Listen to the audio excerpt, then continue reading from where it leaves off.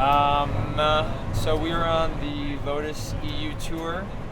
We are headed to Prague right now for the last stop, and I've been talking to Ria a lot, and so we decided to sit down and do an interview. But maybe we should start with where you found Kendama the first time, and then how you got into it, and do like your the origin story. Okay. First time I saw Kendama was in 2017. I was at a concert, Boogie Tea in Squanto, and I got to hang out backstage with them, and they were playing Kendama, and I was like, what the hell is that? And then 3 years goes by, and I go to my friend Victoria's house for a game night right at the beginning of COVID, and she has one. And I remembered it from then, and I really wanted to try it, and she gave it to me. I did big cup like first try, and instantly just wanted to keep learning more. So after I left her house, I went to Target and got a Sweets Prime, and from then just could not put it down. I went home and wouldn't go to sleep until I could do all cups to spike. I think it took me like 3 hours to figure it out. Wow. And I was just like, oh, it's pure luck. People just do this out of luck. There's no technique behind it, nothing. And then the next day, I was like, there's got to be other tricks you can do with it. And so I looked it up on YouTube and found Dave Mateo and saw him flowing with it. Oh, wow. And something I've always wanted to do was like get into some type of flow. And when I saw that you could do it with Kendama, I was like, this is sick. I'm just going to figure out how to do that. And so instead of doing like more technical tricks, I kind of just started throwing my Kendama around, like seeing how I could throw it behind me, under my leg, and things like that. And then the Honed at Home challenge started in April, and Victoria had tagged me in that. And that's whenever I started Googling like proper tricks and found Kusa's tutorial online, and I went through their entire thing of tutorials, watched them all multiple times, Yeah. just started learning those tricks, and then doing whatever I could for the Honed at Home challenge. And and after that, did the 100 days and everything. What would you do at the end? After the Honed at Home challenge, a couple months went by, and I just like could not stop playing, and I wanted to keep posting and stuff. And one of my friends told me to do the 100-day challenge, and I did. Oh, And wow. that's whenever like I really found the community, found everyone, and realized like this is its whole world in its own. Yeah. And I just fell in love with the community and the whole aspect of Kendama. So you were home during COVID. Where were you working before? Were you at a restaurant, and that's why? Yeah, I was at a restaurant, and I had actually put in my 2 weeks for that restaurant, and I was gonna go work at another bakery. Yeah. But then COVID happened, and I couldn't go there. Okay. So do you think COVID helped you be able to spend more time? Or do you think, yeah? That's what I always tell people. I'm like, the one good thing that came out of COVID was Kendama. Yeah. Because I would wake up every morning and just go outside and play Kendama until the sun would go down. Every single day until COVID was pretty much done and I could start working again. Yeah. Okay.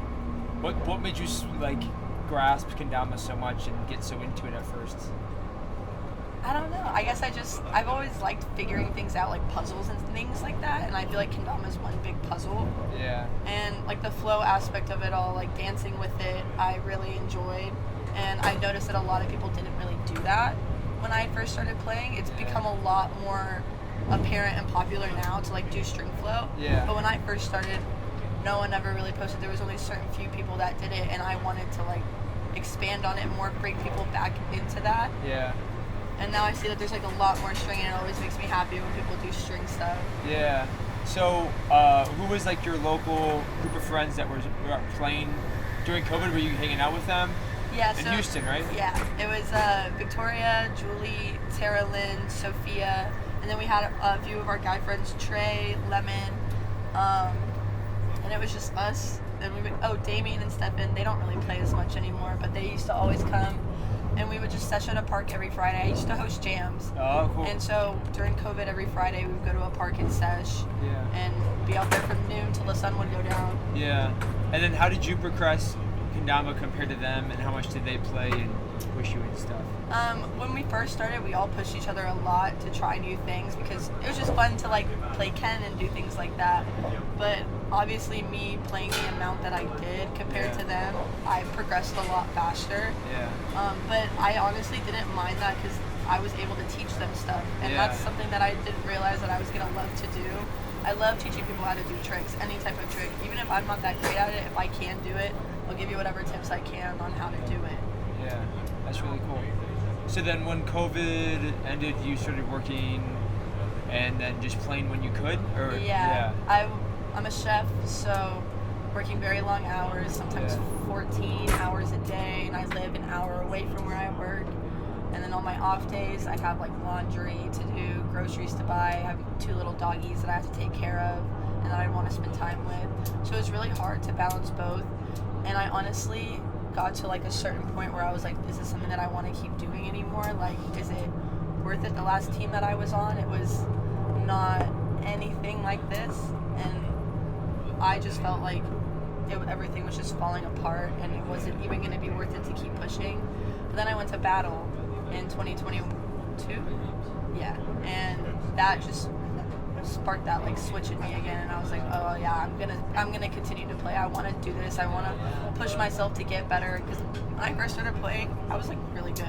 The tricks that I would do, I would not even dare try now, honestly. Yeah. But I want to get back to that like mentality of just like pushing myself to do tricks that are out of my comfort zone. Yeah. Because I just like stick to string most of the time, and I don't want to keep doing that. Yeah. Because you guys make these other tricks look so much fun, and I want to figure them out too. Yeah. What tricks are you talking about specifically? More like juggle, tap stuff? Juggles, taps. I love instas, I've realized. Like, Insta Lighthouse flips are so much fun. But juggles and taps are like my nemesis. So I really want to figure those ones out. Because I used to be really good at stalls, but I don't really mess around with them as much anymore. Yeah. But to be able to do like some cool juggle tap line into a stall, like I want to be able to do stuff like that, especially on stage for freestyle. Yeah. I can't just keep doing string. Like, I have to do some other things. Yeah. Yeah. So was Battle like your first big event? Battle was my first event ever. Oh wow. Okay. Yeah. Battle 22. Yeah. Gotcha. The first one after COVID that they had. Okay.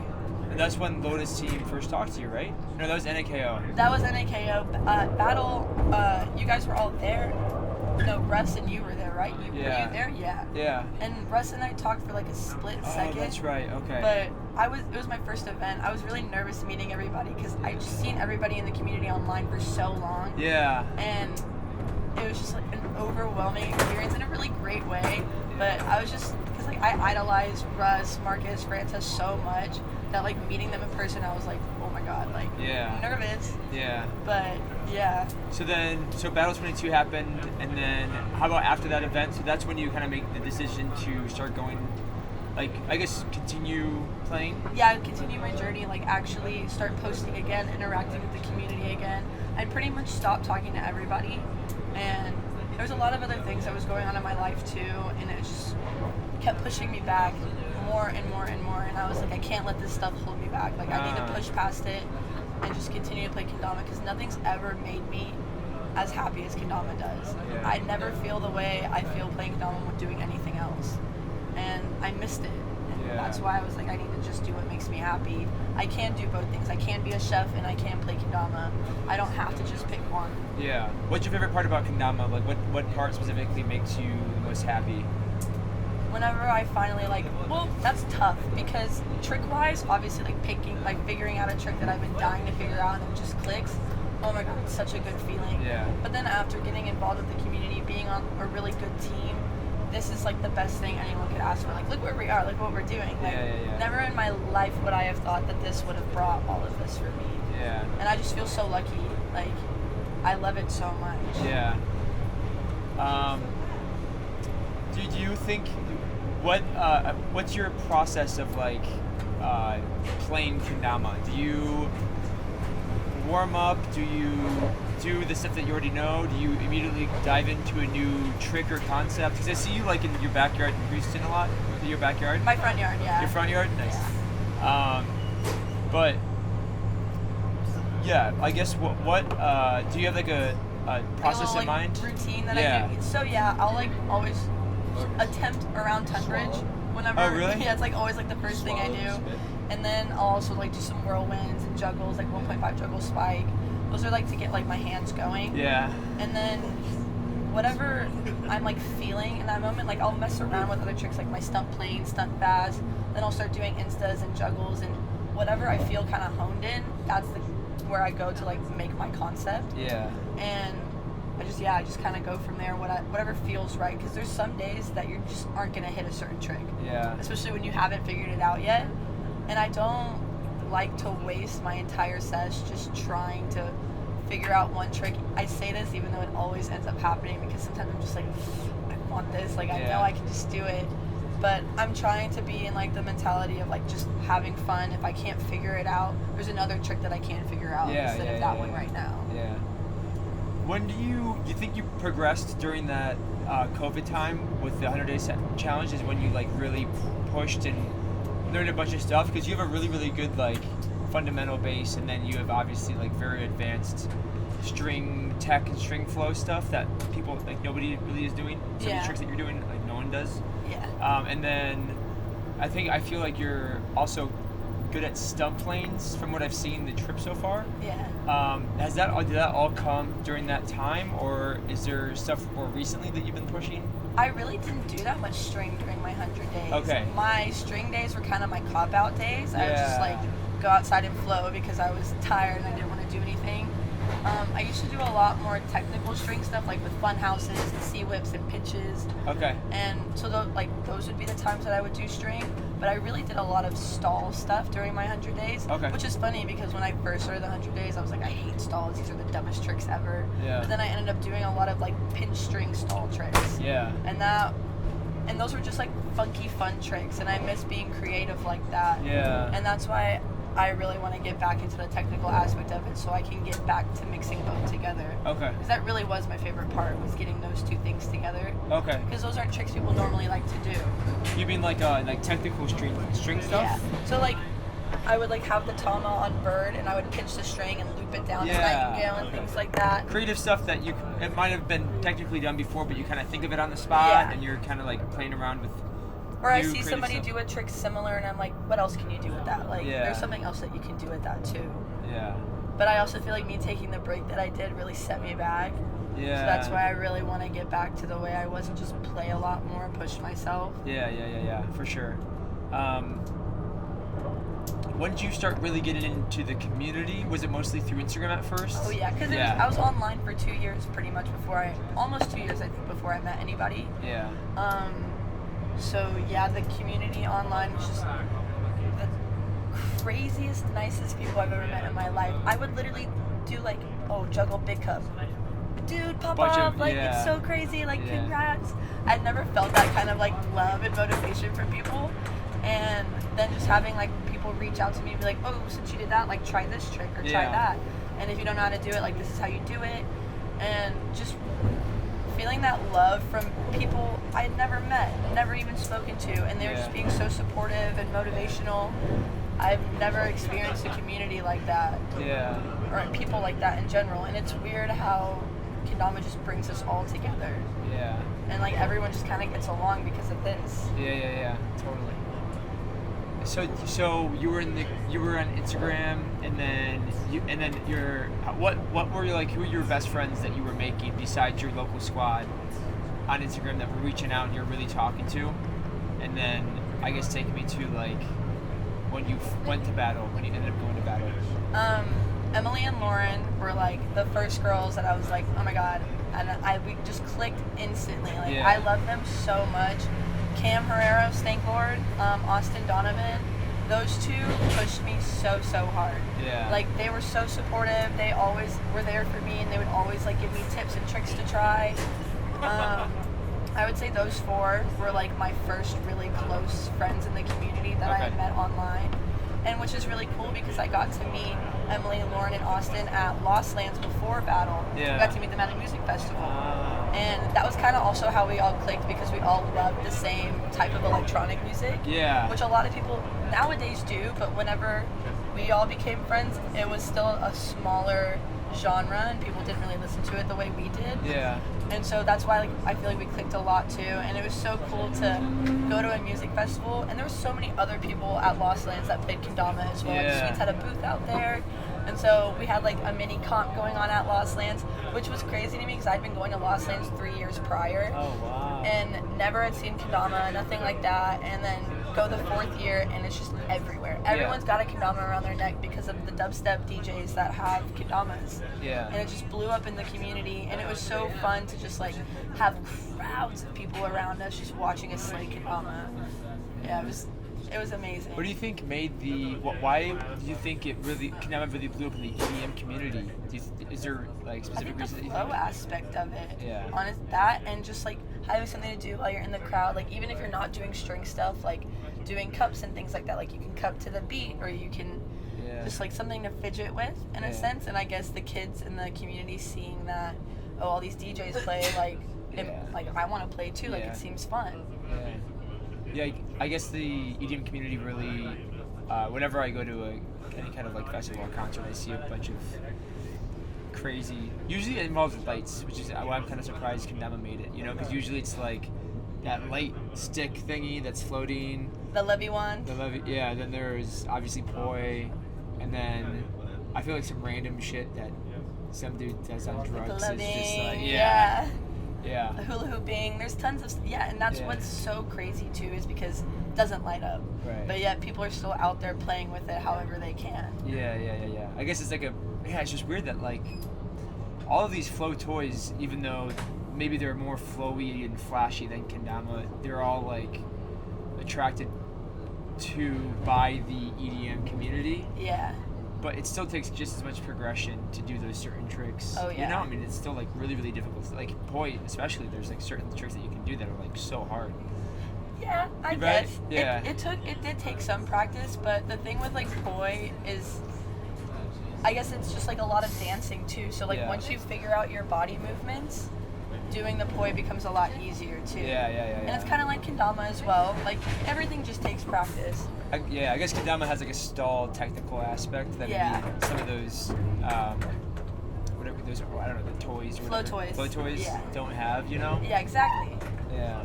Like you could stand completely still and spin poi, but you would probably look really goofy doing it and things like that. Like Kendama, you do move your body a lot, don't get me wrong, but you can also stand kind of still. And just work on stilts or whatever. Exactly. The balancing thing. Yep.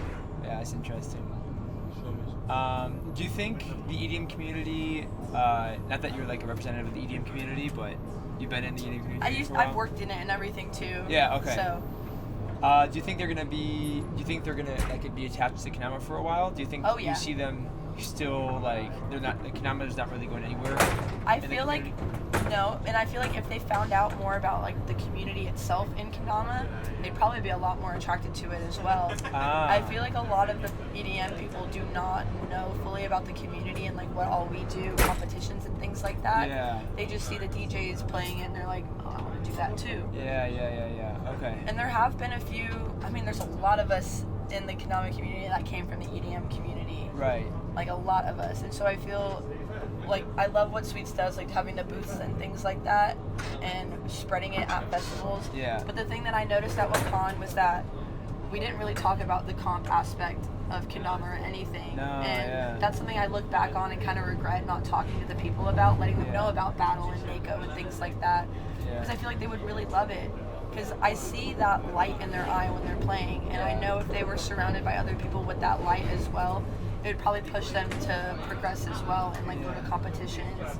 Like a few of my coworkers have gotten into it back home, and they like wanted to go to NACO, but it's sadly not going to be in person this year. Right. But I feel like once people do find out about the community and interact with some people in it, they're just like, oh, like how I was, like, oh, this is something that I want to be a part of. Like these are my people. Right. Yeah. So we've been in Europe for like 2 weeks. 2 weeks almost. Yeah. Yeah. And I was really interested to see what the community was like out here compared to the Same. States. But what are your thoughts on that and on where we've gone so far and how's everything been? And Tour's been crazy. Yeah. It's been so much fun. We've gone to so many places in like such a short amount of time. yeah. And the community here is amazing.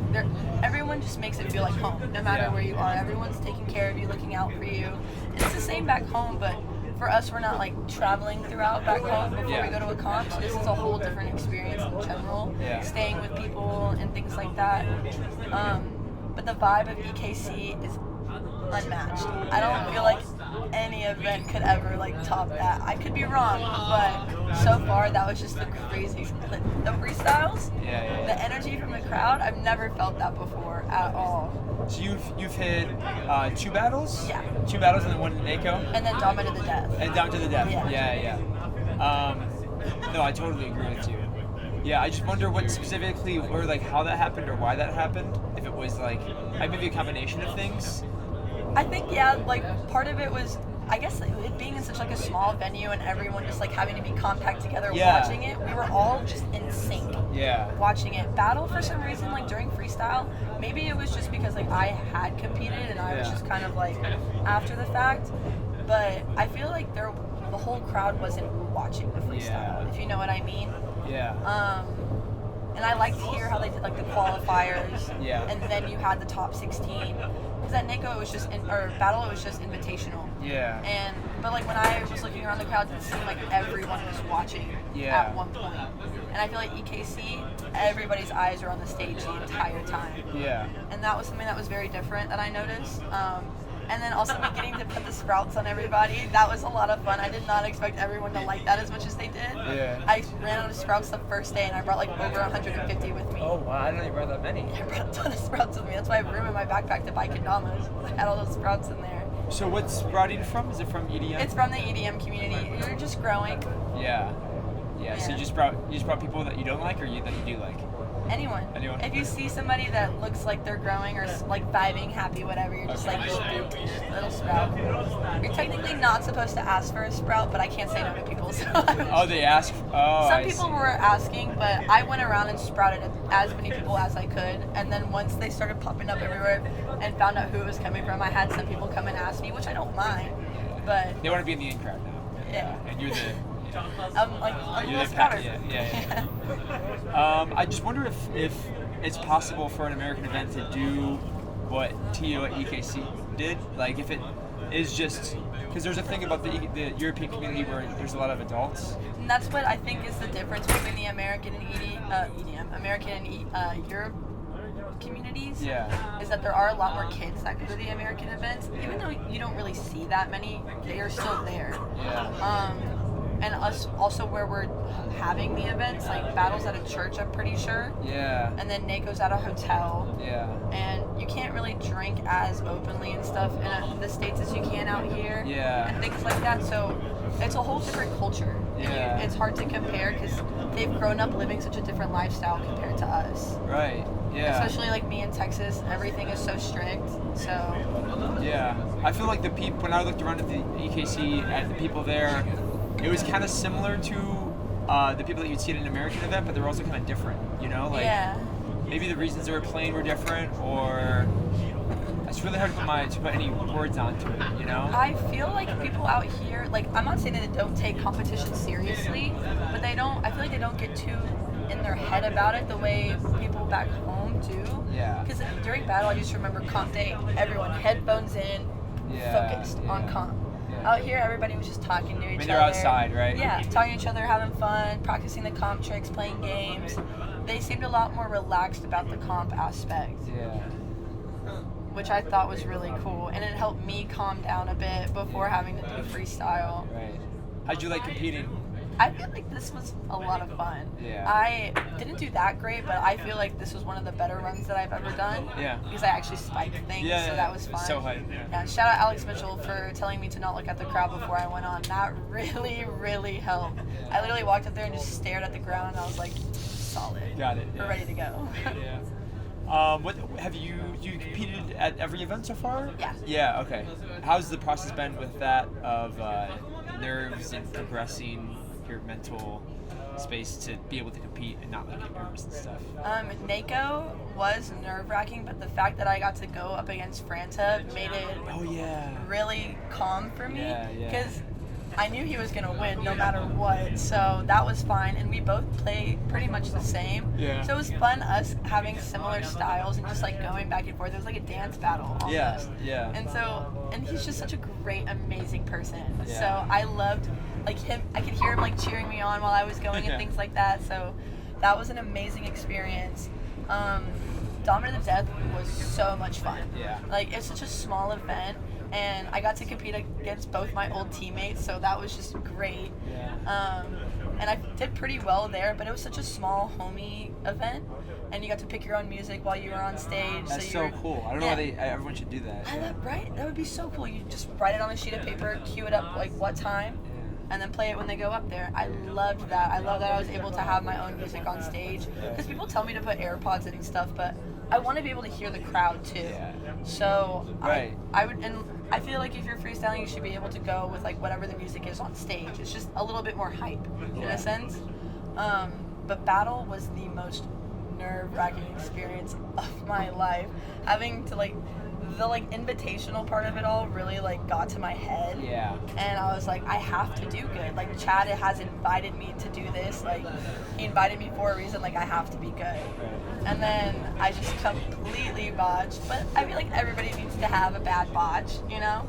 Yeah. Part of the experience, yeah. you know. And I did better this time. Yeah. So Yeah, right. it's all a learning and growing experience. And I've talked to so many people about this too. Like Rod and Austin have been playing for 10 plus years, and they still shake on stage. Oh, yeah.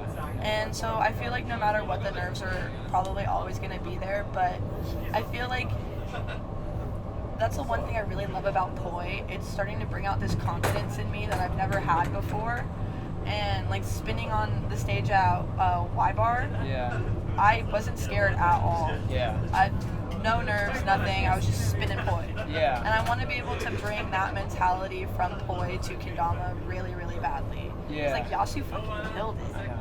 It was so cool to just see him dance on stage with his Kendama doing all these different tricks. Like, I want to have that kind of mentality. You're just performing. You're just having fun. Yeah. Showing you who you are as a player.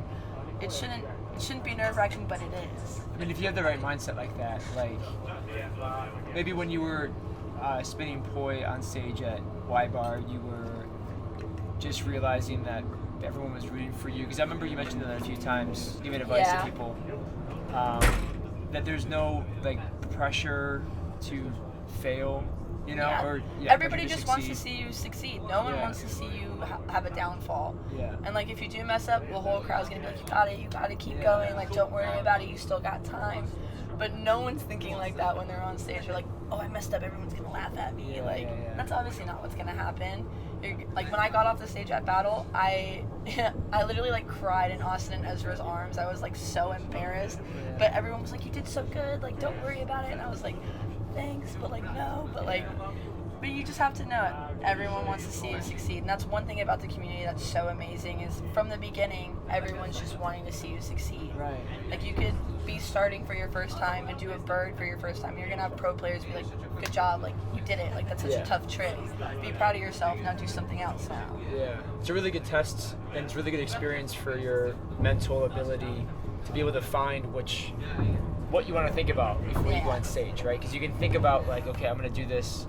And I have a lot of people looking at me. It's a lot of pressure. If I mess up, this is going to happen. Or you can choose to think about the opposite, which is that people are rooting for me. I could just go up there and show them some of the tricks that I've been working on, and hopefully I do well, and hopefully I impress people. But if not, it's no big deal. Yeah. You know. And I can imagine that it definitely does. That those choices, they relate to every other aspect of life. You know, of any other stage. If you're presenting for your company, right? That's a very similar choice that you have to get prepared for. What did you think about watching the other freestyle competitors? Were there any specific people that inspired you to like go back and practice on specific things? Oh, yeah, the high receipt boys. Yeah. That was just so, I've never seen anything like that before, like in person. That energy was crazy. It was so inspiring.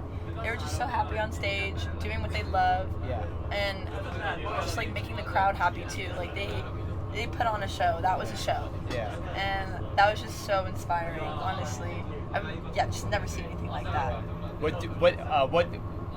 What about that like moves you, and what do you think it's moving you to do? Like when you go back to Houston to your front yard, or wherever you end up, your new sesh spot. Just start like practicing more, like practice proper freestyle runs. Yeah. I realized I've never really done that. Yeah. Like I've done 45 seconds with my friends and stuff, but going out every single day and making myself do multiple minute runs, I feel like that would really help. Also, listening to music and trying to just like lace with music and things like that, and just like figure out the body movements, like what I should do, and like how to incorporate the string with the tech.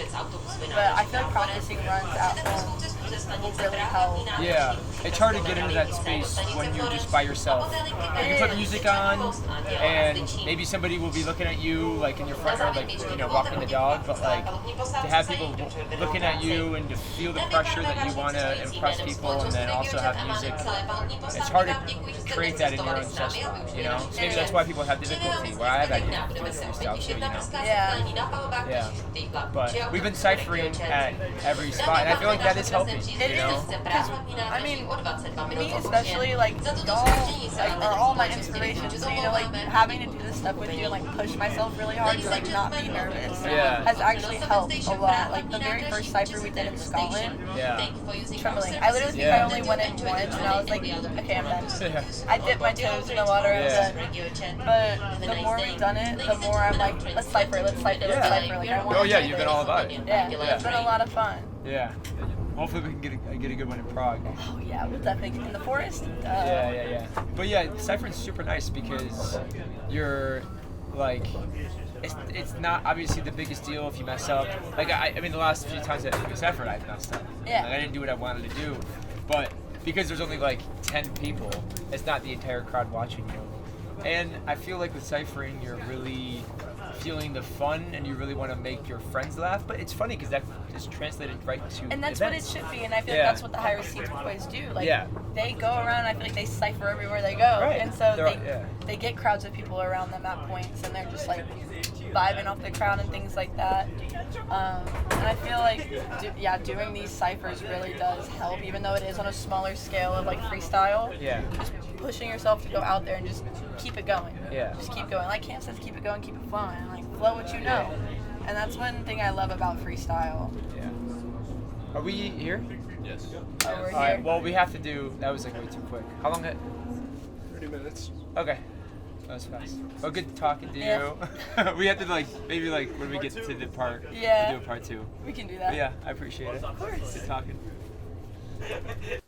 Not to make this high pressure and like a serious question, but being a girl in Kendama in the community, what's it like?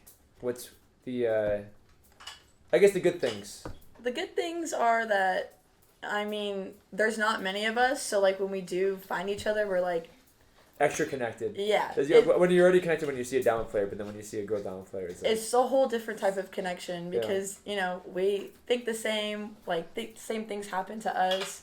I don't know, it's just very different seeing, like, another girl Kendama player.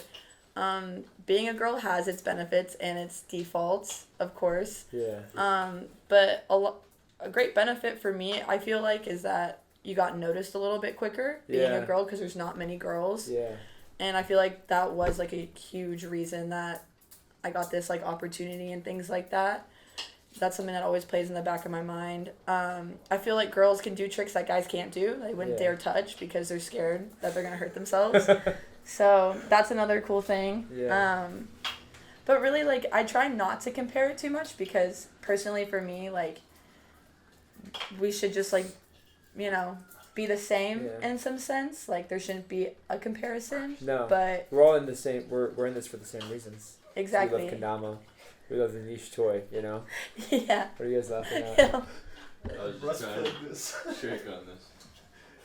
I was trying to auto spike. Yeah, but you were talking to me like on the way on the plane because we really never had a good sit down talk, and we were forced to have a sit down talk Yeah. because we're like all the group is stuck in small rooms together for long periods of time. But yeah, you kind of brought some awareness to me about being a girl. And I kind of knew these things because there was kind of like a blow up a little bit in 2021 during COVID. Yeah. But talking to you personally one-on-one was really enlightening, I would say. Because I guess mostly on Instagram, right? You get messages that me being a guy wouldn't get. Yeah. And I was really surprised because the Kendama community that I know, being a guy, is just nice, and I guess there's some like douches and there's some like annoying people that people kind of stay away from. But being a girl, you're totally you like unfortunately are exposed to a different set of douches and bad guys. Comments being made that just are super unnecessary. Yeah. People, just the messages just very unnecessary. Yeah, tell me about that. Let's talk about it. So like I've posted. If you're comfortable with it. I've obviously posted in a bikini a couple times, like at a beach or at a lake. Yeah. They all have over 100 shares on them, and would get comments like sliding up on my story like, oh, thanks, gonna use this later type thing. Or when I used to post on my normal account before I made my Kendama Instagram, I would have some guys send me like pictures of me in my rave outfits that I had posted, kind of saying the same thing or being like, why don't you Kendama in this and things like that. Yeah. And I feel like that is a big reason a lot of girls have come and gone throughout the community, is because they just felt like they were being harassed in a way, and they had no one to like back them up, especially when sponsored or pro players are making these comments and you feel like you can't say anything because you don't want to ruin their reputation or anything like that. Yeah. But when we first started playing, like, we didn't really know the community in that aspect, so when my friends and I would get messages like that, we'd be like, what is this? And like we would share them to each other and things like that.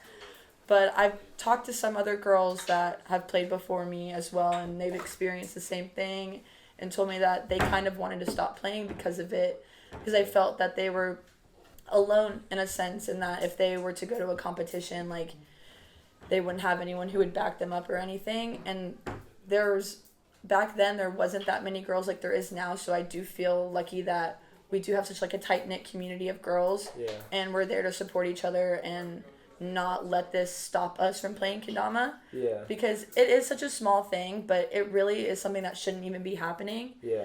And I do feel lucky in the sense that like I am sponsored and everything now, so the messages are a lot less because they obviously don't want to be called out for it. But before that, it was just horrible. The pictures that I would get sent, videos I would get sent. Yeah. Thankfully, Instagram has the blur thing now, so pictures and videos won't show unless you're following that person already. But it's just, there's girls that get it way worse than me because I just don't even want to deal with it. And I know I shouldn't let it stop me from doing these things, but I do. But like, I will never post in like a sports bra or anything anymore and things like that, just because I don't want to deal with those comments. It's crazy to think about that. Like, as a guy, I don't have to even think about it twice. It sucks because like I live in Houston, Texas. It's so hot. It is so hot out there. Sometimes all I want to do is play in my sports bra and Spanx. Yeah. But I can't. No. I have to suffer through a t-shirt or a tank top. Yeah. Wear sticky shorts and things like that. Like, it's not fun. No, yeah. And obviously you're a type of person that wants to answer DMs and talk to people and be part of the community, and those people are preventing you doing that because now you don't even want to touch your request folder. Yeah, I don't open that at all. No. Ever. Unless someone like, I recently had someone who had moved to Houston. They were like trying to get connected with the crew and everything. And he had messaged me on Instagram, but I didn't follow him. Yeah. So I didn't see it for months. Right. And until one of his friends had texted me and was like, hey, my buddy messaged you. Like, can you message him back? Yeah. And that's when I was like, oh, request folder. Have to go through that. Yeah. Is it mainly on social media? Do you get any stuff in person ever? In person, it's usually from like guys I've talked to online already that I thought that I was friends with, and we were like connecting in a friend way, and then we meet in person and they tell me they kind of feel a different way, or they want to take me out or do things with me, and I'm like, no, we're friends. We're just friends. And then they stop talking to me after the fact because they couldn't get what they wanted. That stuff sucks a lot, and that also makes it really hard to make new friends, because then it's like, who can I really trust? Who has pure intentions? Because like sometimes I think I'm a very good judge of character, but then it gets thrown in my face that I'm not. So it makes me very timid sometimes to like talk to guys, even though it's a very male-dominated community. And like this whole tour, I've pretty much been the only girl. Yeah. There's been stops where there are girls, but sometimes there's not. Yeah. So it's hard sometimes. That's why I do feel very lucky that I have you guys around. Like, I feel safe. Well, we feel extremely lucky too, that you're representing that group, and I've been doing such a good job. Me and Marcus were talking about it the other day. Just going out, reaching out to the girls. You know, like we try to do that, and we make an effort, but like it's harder for you guys too because we're so timid towards the boys. Right.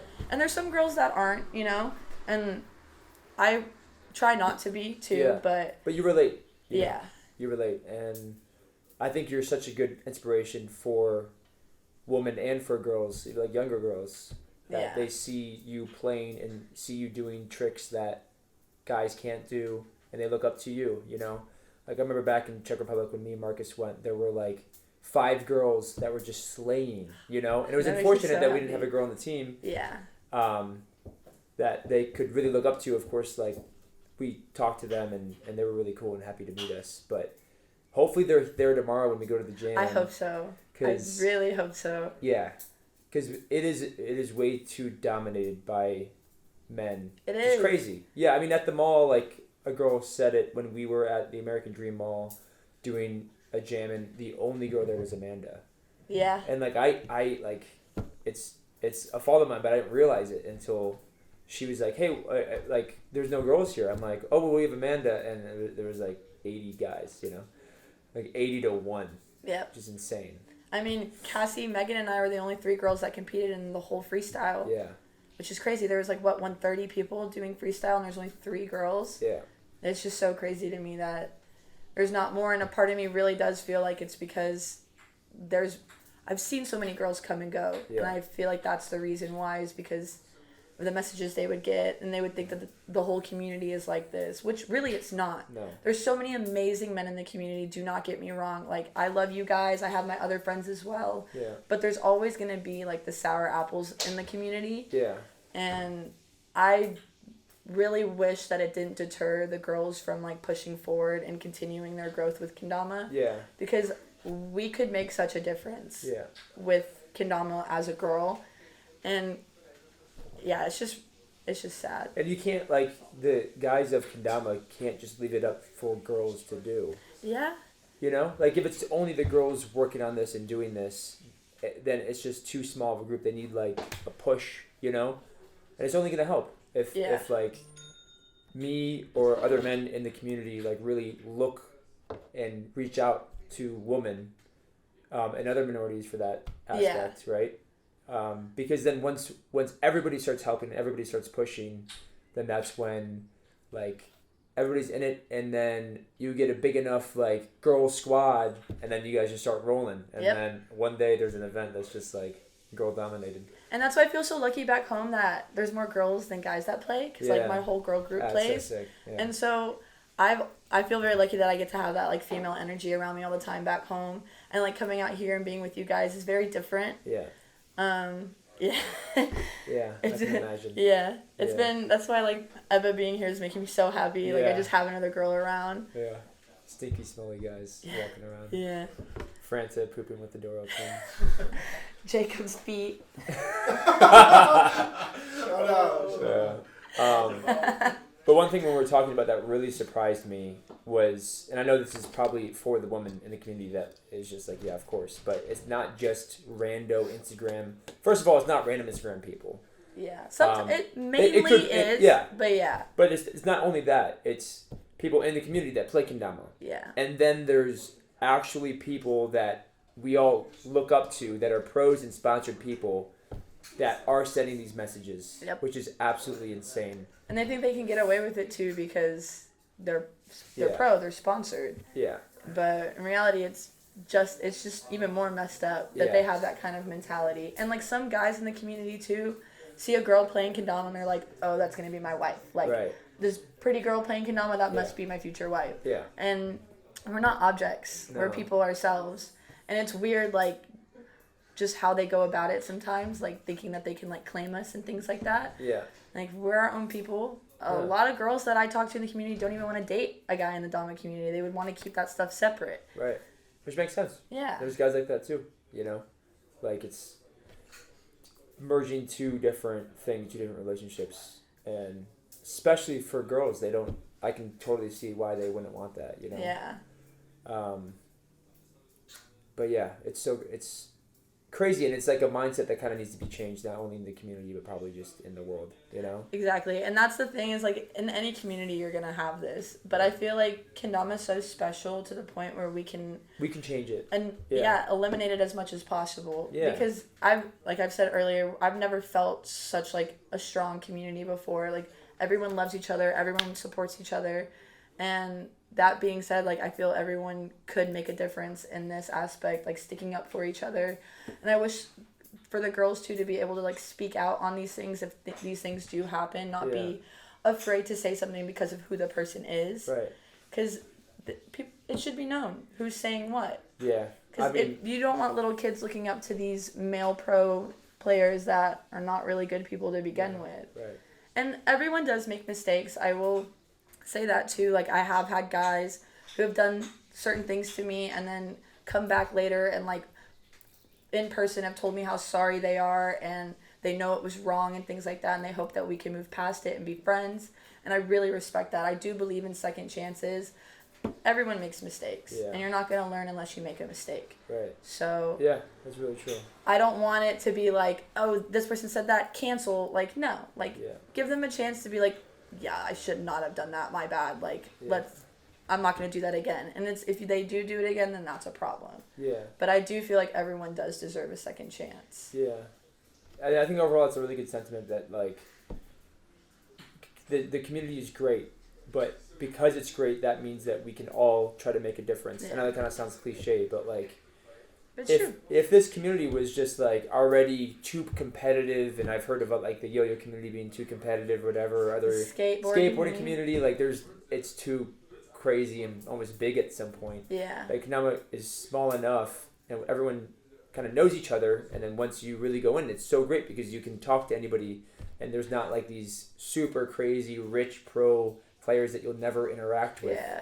It's a community where everyone's talking with everybody, and when it's that small, and because it's great, then that gives us, everybody, the opportunity to, like, fix these issues that need to be fixed. Yeah. You know? And hopefully we can see improvement, because that's a real thing, you know? For people to get called out on, if they need to be called out on, and for people to be aware, and then forgive if you need to forgive, or do whatever you need to do. Yeah. But just keep, whatever that is, like, I think it's small enough and good enough where we can do that, you know? I do too. And because I really, really, really would love for more girls to just start playing Kendama and, like, competing in Kendama. Like, we can go up against the boys. We're just as good as y'all. Yeah. And I do respect the girl comps as well. I think that's fun. I think it's a great way to, like, unify the girls together and, like, have us do something separate from y'all. Yeah. But I don't like that it, like, completely being separated, like, kind of like how NACO was. Yeah. They had, like, beginner, intermediate, advanced just for girls. I feel like it should be a choice. Yeah. Or they should just have an all-girls comp and things like that. And I do understand, too, that some girls don't want to go up against boys, and that's totally understandable. Yeah. But I feel like they should. Yeah. I mean, I think, like, the best of both worlds would be a girl can compete in the Girls Open and then also compete in the... Yeah. And they can do both. Yeah. You know? And there shouldn't be any, like, hesitancy towards that, obviously. But, yeah. But yeah, no, it's a good point. I mean, Sweets it is cool that they did that too, because it's like, oh, we're giving something for the girls. Yeah. Yeah. To show the amount of girls that are in the community. You know? But it was so sad seeing how little girls. Oh yeah. It's just not the same at all. No. Yeah. And that's, like, a big reason I do like to compete, is because even if I don't do well, at least, like, I'm putting myself out there for the girls. Like, I'm doing this, you can do it too, and you might even do it better than me. Right.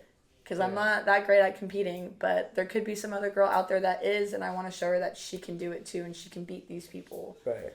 And especially, like, younger girls too that are getting into it. So I feel like starting out Kendama at such a young age is a gift, you know? Yeah. And I would love to just get, like, more girls involved. Yeah, for sure. Especially when, you know, a lot of people, I think, get into Kendama, like, 9 to 12. Yeah. And then once you hit your teenage years, it's maybe when girls drop off, right? Yeah. But there are so many girl slayers that are, like, 9, 12, younger, maybe a little older, that with the right influence and, I don't want to say guidance, but just with the right, like, inspiration, can, like, stick to it and be inspired and play equally just as guys play and not worry about stuff that guys don't have to worry about, you know? Yeah. Like, there was that one, we were just talking about that one girl from Poland, I forget her name. Zui or something? Yeah. Zui? Zusia? Zukia? Yeah. I'll look her up. Yeah. So honed. She's so good. Yeah, it's so fun to watch. You know? She's so creative with her style. I love it so much. Yeah. And she's like, what, 15, right? Something like that. And she's only going to get better. And Right. she's already so crazy. I can't even imagine what she's going to be like when she's my age, I know. you know? Yeah. And I really hope... Susia, 15. Zucia? Yeah. I really hope that she never stops playing. Right. Because she will go far. Yeah. She's the type that will win world competitions, I feel like. Yeah. If yeah, she so competes, cool. you know? Yeah. I feel like in Japan there's a lot more girls, I want to say. Oh, 100%. Japan's so different, though. I wonder why that is and what they're doing. I know it's a completely different country and culture. Well, I've heard that they, like, play kendama in their gym class, you know? So maybe it's a different mindset behind it. And they get shown it at, like, a wider scale. Yeah.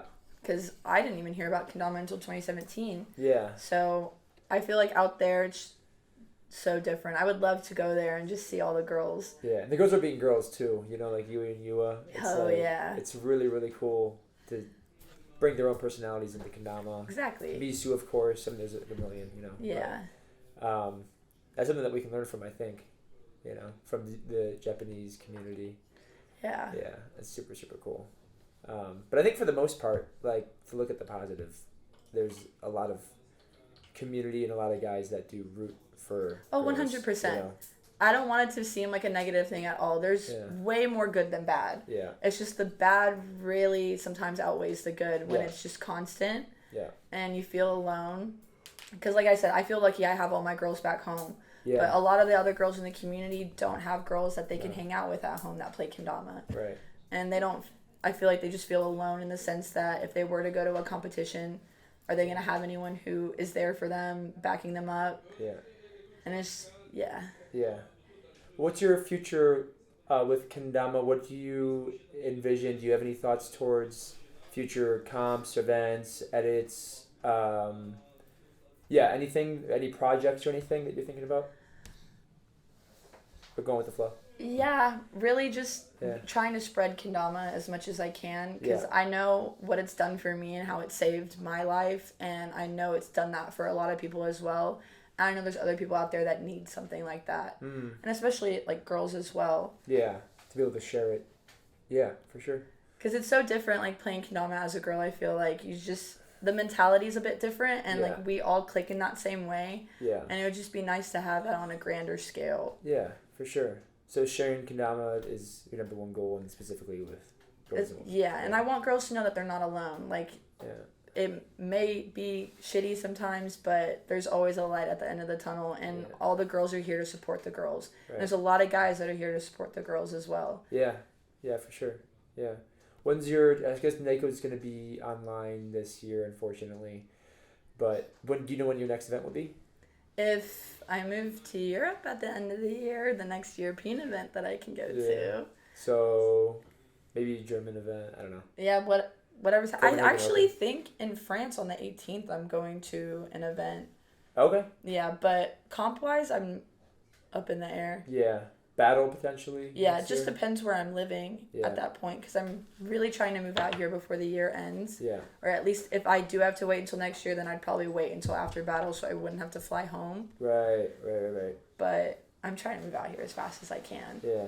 I feel like this place is like my home. Yeah, do you? I don't want to go home at all. Your first time in Europe? Yeah. Yeah. And I've dreamed of coming here my entire life. For as long as I can remember, all I've ever thought about is traveling Europe. And I got to do that through kendama, which is so crazy to me. It just doesn't make any sense. Yeah. And so, so cool. This place just feels like home. Yeah. Everywhere I've gone, I feel like I've had the dumbest smile on my face throughout. You have. Just so excited to be here, and I do not want to go home at all. I don't miss home. Sorry, Mom. I don't miss home at all. I miss my dogs. I miss my mom, but they could come here. Right. Yeah. Yeah, that's how I feel. Yeah. Where do you think you would move? Not to hype up the the potential communities. Well, so I have an interview in France and Italy, so those are some choices. Marcus may have me an interview in Denmark, so those are like the top 3, I would say. But I'm really open to living anywhere I could find a pastry job. Yeah. But Italy will. Pastry chefs. Keep the word out. Yeah. Any pastry chefs looking for a job in Europe? So you'd be kind of down for anywhere. Yeah, there hasn't been a place that we've gone on this tour that I wouldn't want to go back to. Yeah. I could picture myself literally living anywhere at this point. Yeah. Hopefully Copenhagen. That'd be so cool. Yeah. Cool. Was there anything else that you wanted to talk about relating to anything? I want to talk about your top inspirations and your favorite players, like who you look up to the most, and what style you like the most, and especially like throughout your few years of playing, 4 years. 3 years. 3 years, yeah. Well, when I first started playing Kendama, Marcus, Russ, and Franta were my absolute favorites. Yeah. I said in like the review a long time ago that Marcus was my favorite player. That's not the case. I'm kidding. No, but they've all three been like my biggest inspirations from the moment I started playing Kendama, and the P-Dogs crew in general. Yeah. I just loved the style, the energy, the happiness. It was just something I'd never seen before. Yeah. And I just admired it so much when I first started playing Kendama. Yeah. And that's why it's so crazy to me that I'm on a team with them now. You know, both teams. It's just so weird to me. Yeah, yeah. It, again, just does not feel real at times. Well, you deserve it. Thanks. Yeah. But I would say also like Adriana is a huge inspiration of mine too. Yeah. I love her confidence Yeah. and her style. Like she's been a flow artist for like 6-7 years now. Yeah. And then so when she picked up Kendama, she just went with it. And it was so nice for me to see because I was like, oh, I'm not the only girl doing this stuff anymore. Yeah. Like there's another one coming out here. Yeah. And so she's always been a big inspiration to me since she started playing Kendama. I love her energy. I love who she is as a person. She's become one of my best friends. So yeah, I would say my team and her are just like my biggest inspirations, honestly. Yeah, that's cool. Yeah. Awesome.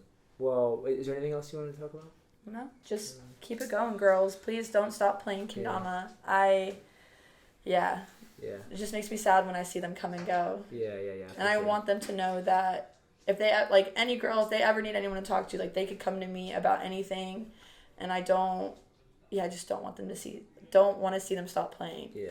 Well, I know that you're a big inspiration for them and also for us and the Lotus team. I'm sure I could say the same with the P-Docs team.